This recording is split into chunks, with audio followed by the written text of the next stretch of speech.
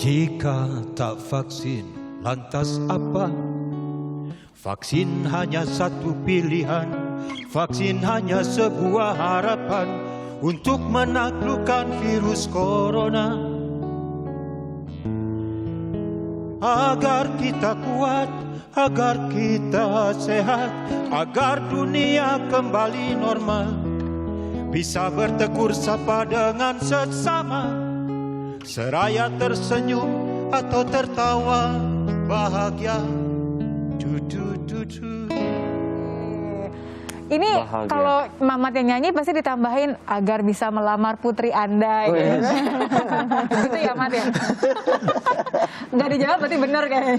Iya tapi kan harapannya sebenarnya banyak ya. Tadi kan kita bilang bahwa ya sekarang harapannya adalah selain menjaga protokol kesehatan, menaatinya dengan benar ya, adalah mendaftar vaksinasi kalau memang sudah mendapatkan haknya ya dijalani dengan benar, dijaga kesehatan supaya tervaksinasi dengan benar sampai 2 kali dosis. Tapi sekarang kan pertanyaannya adalah banyak orang yang bertanya-tanya mengenai vaksinnya, gitu kan. Waktu Sinovac datang aja ramai juga kan mengenai diprotes vaksinnya. Nih, tanya, ini hanya negara-negara yang miskin yang beli Sinovac nih, yang kaya enggak gitu-gitu. Kayak AstraZeneca juga sekarang lagi jadi sorotan karena Pfizer juga punya masalah, AstraZeneca juga punya masalah ya. Iya, kita lihat ya, ini beberapa artikel yang kita kumpulkan. Sebenarnya artikelnya sudah cukup lama sebenarnya. Ini dari beberapa negara mengenai mereka yang menggunakan vaksin Pfizer kayak Singapura, ini kan all have recovered. Jadi semuanya yang memiliki reaksi alergi ini salah satu yang dijadikan sorotan ya ketika pengguna vaksin Pfizer. Kita lihat setelahnya ada kasus yang dilaporkan. Seorang dokter di Boston mengalami reaksi alergi parah sama seperti yang di Singapura. Tadi ada 4 orang juga yang mengalami reaksi alergi parah. Kita lihat, tetapi ini ini Moderna ya, ini bukan Pfizer ya. Bukan, Moderna. Sebelumnya Pfizer, ini Moderna. Kita juga ada deal dengan Moderna kan ya Bu ya? Indonesia akan terima Moderna juga ya? Ini juga nih, 36 orang di Amerika Serikat alami kelainan darah langka setelah divaksin Pfizer. Pfizer ini trombositopenia, jadi trombositnya 0 gitu ya. Jadi tidak boleh berdarah sama sekali nih ya. Coba kita lihat lagi, dokter di Amerika meninggal 16 hari setelah suntik vaksin virus corona. Pfizer juga ini sepertinya banyak kasus ya Pfizer ini ya. Ini awal Januari ya, Januari 2021. Juga kami kutip di Norwegia, lansia yang divaksin, kita nggak ada keterangan tapi kalau nggak salah di bawahnya karena Norway kan Pfizer pakainya ya. Jadi memang yang menjadi banyak sorotan Bu ketika Pfizer itu di awal Januari ya, karena banyak penggunaannya di awal Januari kalau saya tidak salah Pfizer yang menimbulkan alergi, kemudian yang ada trombositnya sampai 0, kemudian juga orang-orang yang masuk kategori lansia yang bahkan sampai meninggal dunia gitu. Sebenarnya yang pengen dia tanyakan adalah ini kan Januari, follow up-nya bagaimana ya? Karena kan Indonesia juga akan menerima Pfizer gitu. Follow up-nya seperti apa? Apakah memang sudah dibuktikan bahwa aman atau ada solusi lain gitu? Ya.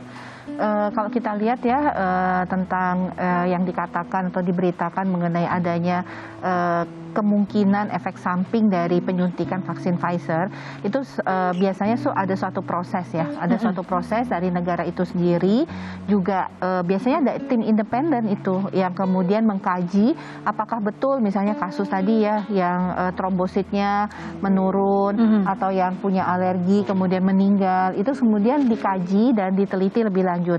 Nah, mekanisme itu sebenarnya sama yang seperti kita miliki di Indonesia. Jadi sebuah vaksin yang akan digunakan di dalam program vaksinasi COVID-19 itu ada 2 syaratnya.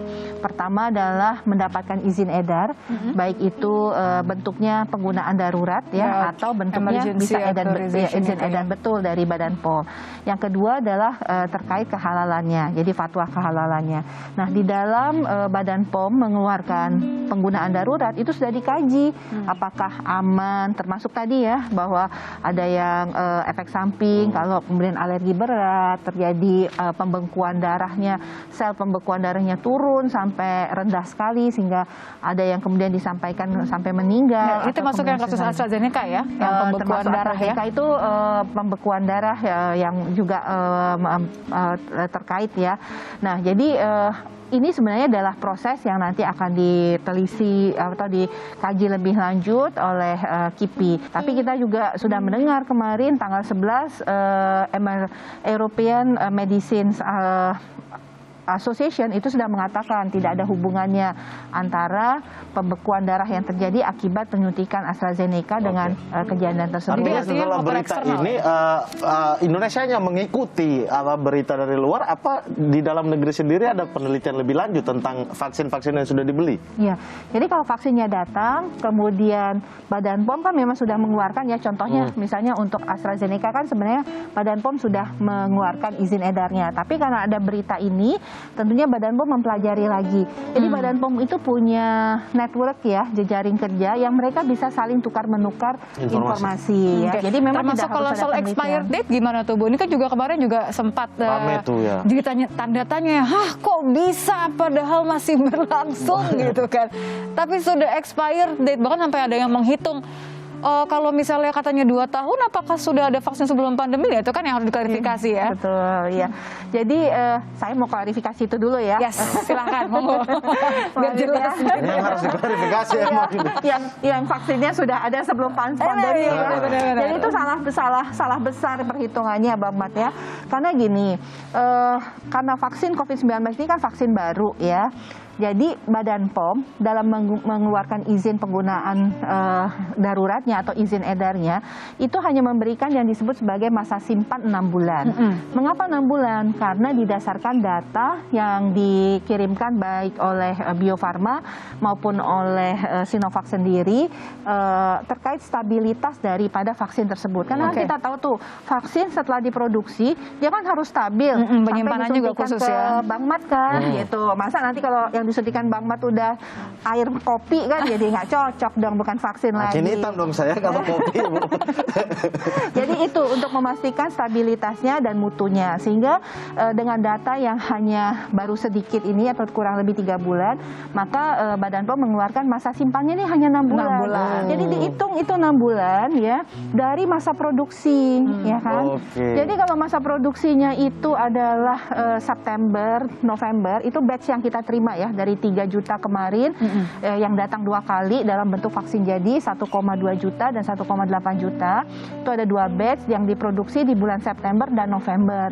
Nah, September November itu jatuhnya nanti Maret ya. Sebagian Maret. Akhir Maret. Iya. Nah, boleh dong ya jelasin sekali yang tentang 2 tahun yang katanya sebelum pandemi ya gitu. Jadi produsen itu mengklaim ya bahwa vaksin Sinovac produksi mereka itu bisa bertahan selama 2 tahun ya kan. Jadi 2 tahun itu dihitung dari September November tadi, bukan dari 2019. Jadi itu dari pabriknya.